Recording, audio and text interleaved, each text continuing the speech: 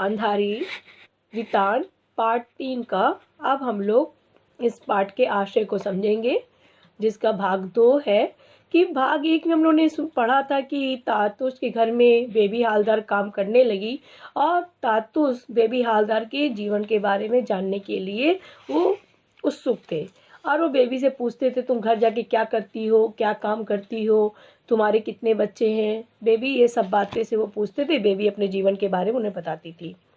अब उसके आगे पढ़ेंगे।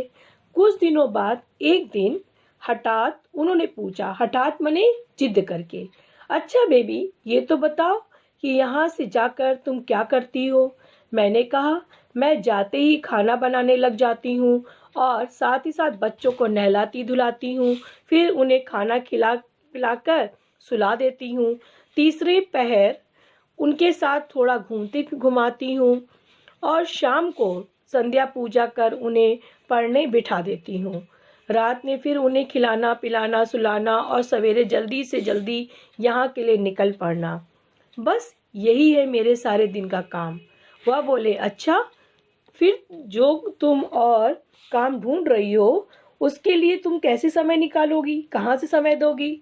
मैं बोली, इसी में से निकालना होगा और नहीं तो क्या, कहाँ से करेंगे, बिना किए कोई चारा भी नहीं है। इस पर उन्होंने कहा, देखो यदि मैं तुम्हारी कुछ मदद कर दूं तब तो तुमको कहीं और काम नहीं करना पड़ेगा। उनकी बात सुन मैं सोचने लगी, वह मेरा कितना ख्याल रखते हैं, कितना मुझे चाहते हैं। उन्होंने फिर पूछा, क्यों, क्या हुआ, तुमने कुछ बताया नहीं, क्या सोच रही हो। मैं बस कुछ भी नहीं कहकर चुप ही रह गई।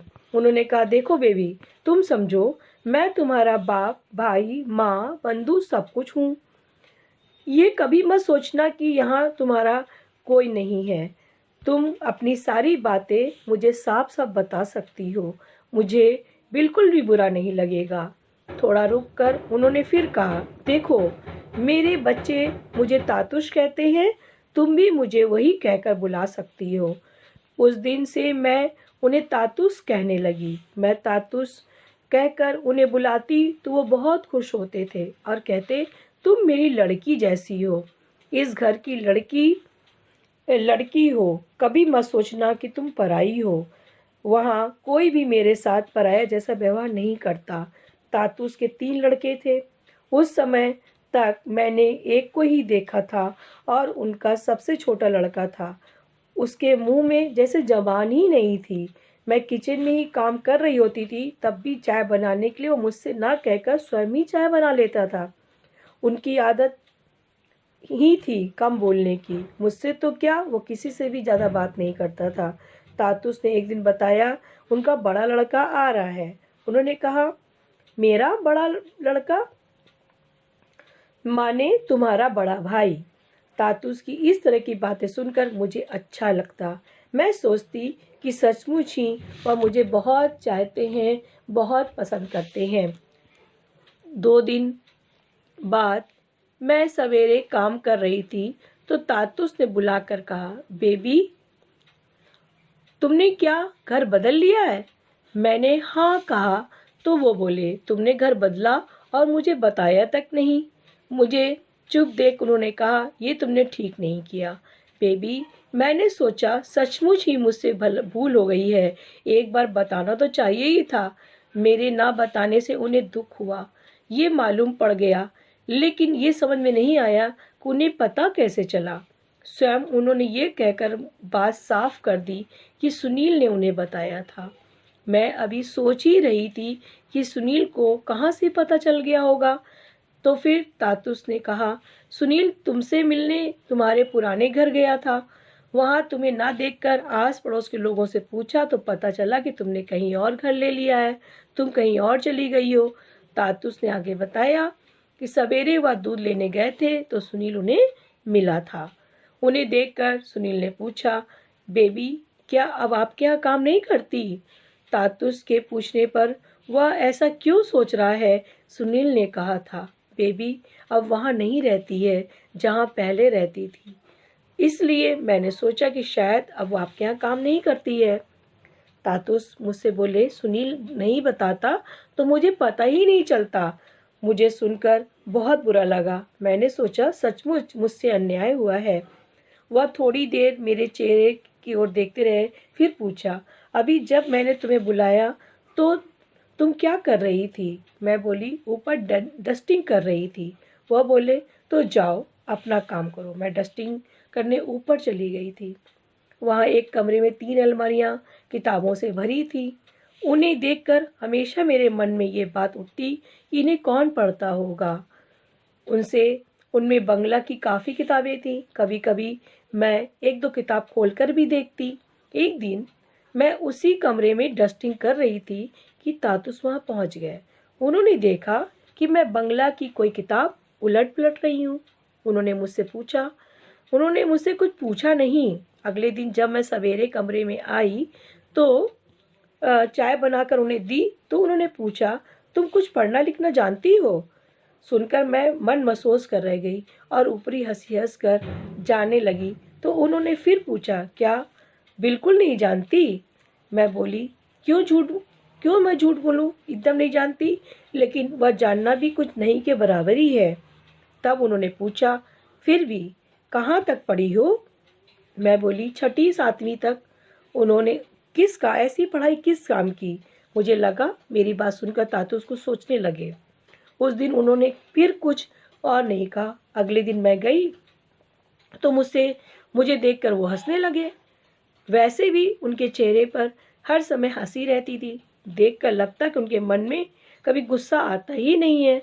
बोलते भी तो बहुत आहिस्ता आहिस्ता बोलते थे। उन्हें देख मुझे रामकृष्ण की याद आती थी। मैं उनसे बातें करने लगती थी तो वहाँ से उठने का इच्छा ही नहीं होती थी। और एक बार बातें शुरू हुई कि नहीं कि इधर उधर की ना जाने कितनी तरह की बातें वो मुझे बताने लगते थे। मैं तातुस के पास खड़ी सोच रही थी कि हठात मने जिद करके वो बोले, अच्छा बेबी बताओ, तुम्हें किसी लेखक का नाम याद है? मैंने उनकी ओर देखकर हंसते हुए झट से कहा, हाँ कई तो हैं, जैसे रविन्द्रनाथ ठाकुर, काजी नजरुल इस्लाम, शरद चंद्र, सत्येंद्र नाथ दत्त, सुकुमार राय। मैंने इन लोगों के नाम लिए तो पता नहीं क्यों तातुस मेरे सिर पर हाथ रख मुझे आश्चर्य से ऐसे देखने लगे जैसे उन्हें विश्वास ही नहीं हो रहा हो। कुछ क्षण बाद वो बोले, तुम्हें लिखने पढ़ने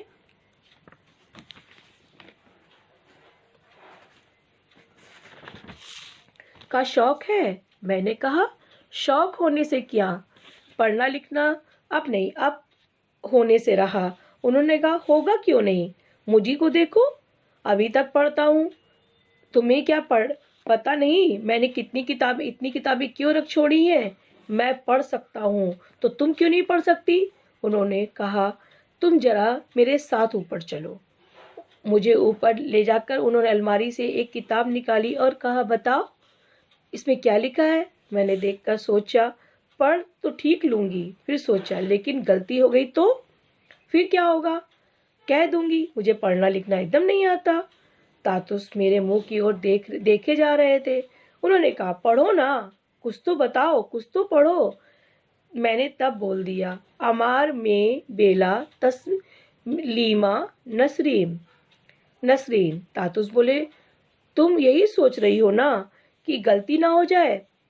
मैं हंसने लगी। वो बोले, ये किताब तुम ले जाओ, घर पर समय मिले तो पढ़ना। मैं किताब लेकर घर चली आई और रोज उसमें से एक दो पेज पढ़ने लगी। मैं किताब लेकर पढ़ती तो आस पड़ोस के लोग देखकर आपस में ना जाने क्या क्या बातें करते। मैं उनकी बातें अनसुनी कर देती थी। किताब पढ़ने से पहले मुझे थोड़ी दिक्कत होती थी, लेकिन धीरे धीरे वो दिक्कत दूर होने लगी। किताब पढ़ना मुझे बहुत अच्छा लगता था। कुछ दिनों बाद तातुस ने एक दिन पूछा, तुम जो किताब ले गई थी उसके ठीक से पढ़ रही हो ना? मैंने कहा, हाँ। वह बोले, मैं तुम्हें रोज एक चीज़ देने जा रहा हूँ, तुम उसका इस्तेमाल करना, समझना कि वह भी मेरा ही एक काम है। मैंने पूछा, कौन सी चीज़? तातुस ने अपनी लिखने की टेबल से एक ड्रॉर से एक पेन और कॉपी निकाली और बोले, इस कॉपी में तुम लिखने को जो भी जीवन में कहानी लिख सकती हो वो लिखना। होश संभालने के बाद से अब तक की जितनी भी बातें तुम्हें याद आए तुम इस कॉपी में रोज़ थोड़ा थोड़ा लिखना। पेन और कॉपी हाथ में लिए मैं सोचने लगी कि क्या कोई ठिकाना नहीं कि जो लिखूंगी क्या लिखूंगी, वह कितना गलत कितना सही होगा। तातुस ने पूछा, क्यों, क्या हुआ, क्या सोचने लगी? मैं चौंक पड़ी, फिर बोली, सोच रही थी कि लिख सकूंगी या नहीं। वो बोले, जरूर लिख सकूंगी। लिख क्यों नहीं सकूंगी? जैसे बने वैसे लिखना। पेन और कॉपी लेकर मैं घर में आ गई। उसी दिन 2 पेज लिखने लगी। लिखती ही और किताब भी पढ़ती। सवेरे काम पर आती, तातुस पूछते, कुछ लिखा या नहीं? मैं कहती हाँ। वो खुश हो जाते और कहते, तुम रोज लिखती रहो, मैं तुम्हें और भी प्यार करूँगा। किसी किसी दिन लिखते पढ़ते इतनी रात हो जाती कि तब तक आसपास के लोग एक नींद सो चुके होते। नींद टूटने के बाद वे देखते कि मैं जगी हुई हूँ तो सवेरे कोई ना कोई पूछता, बताओ तो तुम इतनी रात में क्या पढ़ती लिखती रहती हो? मैं कहती, कुछ भी लिखती नहीं हूँ, कुछ भी नहीं। तो मुझे उन लोगों की बातें अच्छी नहीं लगती थी और फिर वहाँ कुछ अन्य सुविधाएं भी थी असुविधाएं भी थी जिसके कारण मैं अपना भाड़े का घर छोड़ना चाहती थी। सब समय मैं यही सोचा करती कि उससे अच्छी जगह कहाँ मिल सकती है। वहाँ पानी की असुविधा थी, वहाँ बाथरूम की असुविधा भी थी। 4 घरों के बीच बाथरूम एक ही था। सवेरे कोई पेशाब के लिए उसमें घुसता तो उसमें घुसने के बाद बाहर खड़ा रहता दूसरा। कोई टट्टी के लिए बाहर जाना पड़ता लेकिन वहाँ कोई चैन नहीं था। कभी मान लो शौचालय के लिए बाहर गए तो सुअर आ जाता था, वो भी तंग करता था। लड़के लड़कियां बड़े बूढ़े सभी हाथ में पानी की बोतल लेकर टट्टी के लिए बाहर जाते, यानी शौचालय के लिए बाहर जाते। अब वे वहाँ बोतल संभाले या सुअर भगाए। मुझे तो ये देख सुन बहुत खराब लगता। लड़कियों के हाथ में बोतल लिए जाते मैंने इसके पहले कभी नहीं देखा था। तातुस ने मुझसे पहले ही पूछा था, तुम जहाँ रहती हो वहाँ बाथरूम है या नहीं? ऊपर एक बाथरूम है, तुम चाहो तो वहाँ नहा धो निपट कर जा सकती हो। एक दिन उस दिन से मैं वहीं पर सब कुछ करने लगी के बाद घर जाती थी। किसी किसी दिन घर पहुँचने में देर हो जाती तो मकान मालिक की स्त्री पूछने चली आती, इतनी देर क्यों हुई, कहाँ लगा दी इतनी देर? कभी कभी वह ये भी जानना चाहती कि मैं कहाँ गई थी। उसकी बात सुनकर मुझे बहुत गुस्सा आता। मैं सोचती, ये भी कोई बात हुई? मैं सारा दिन काम पर रहूं और लौटूं तो बेमतलब की बातों का मैं जवाब दूं? मैं इनकी बेमतलब की बातें मैं सुनूं?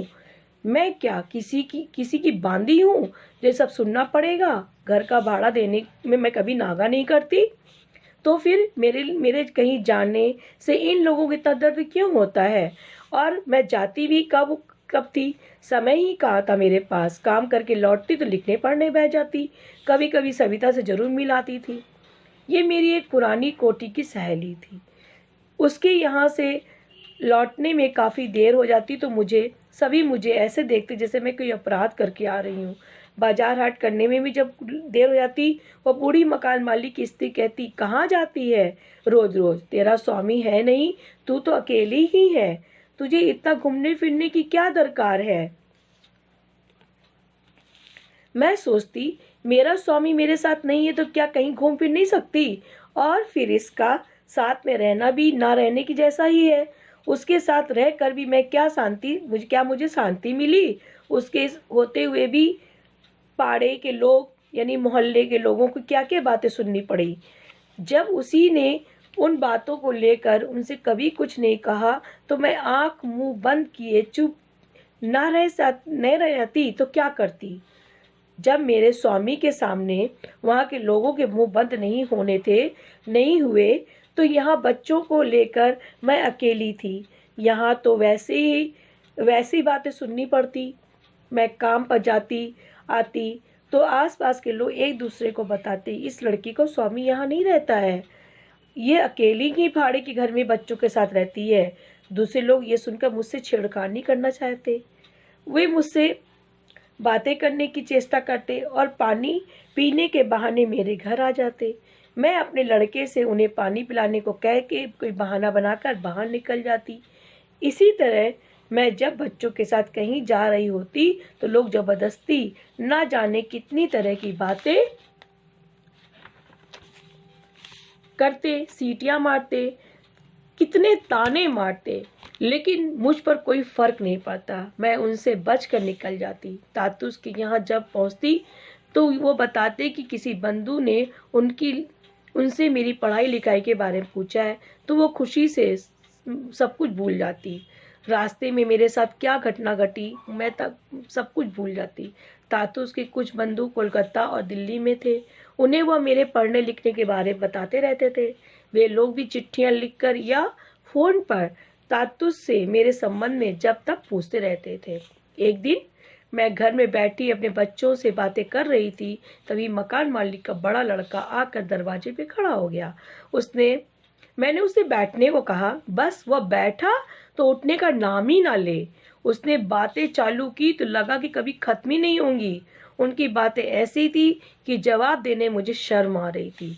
मैं उससे वहां जाने के लिए भी नहीं कह पा रही थी और स्वयं भी बाहर नहीं निकल पा रही थी, क्योंकि वो दरवाजे पर ऐसा बैठा था कि उसके बगल से निकला ही नहीं जा सकता था। मैं समझ रही थी कि वह क्या करना चाह रहा है। ऐसे में उसकी बातों को मैं अनसुना ना करती तो क्या करती। मैंने सोचा अब मेरा भला इसी में है कि मैं इस घर को जल्दी से छोड़कर कहीं और घर ले लूं।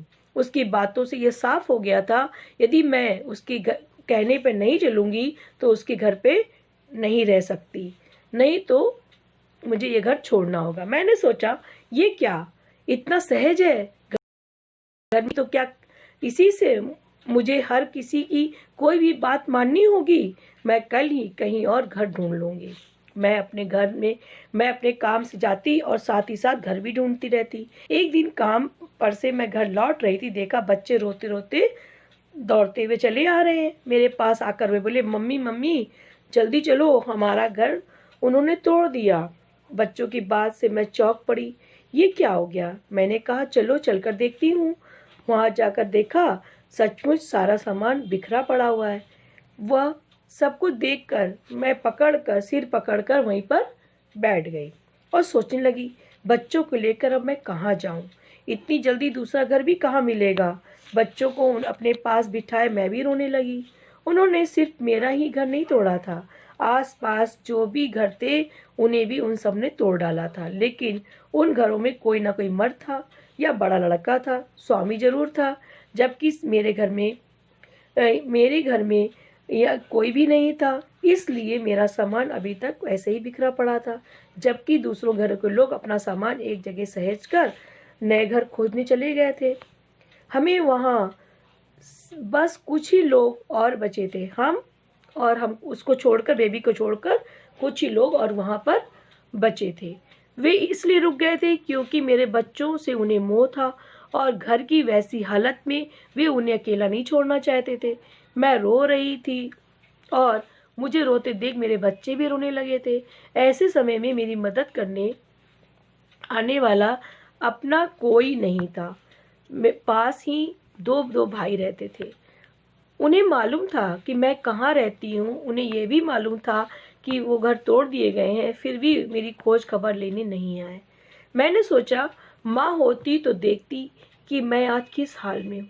पता नहीं मेरे भाग्य में और कितना कष्ट है और कितना दुख भोगना लिखा है।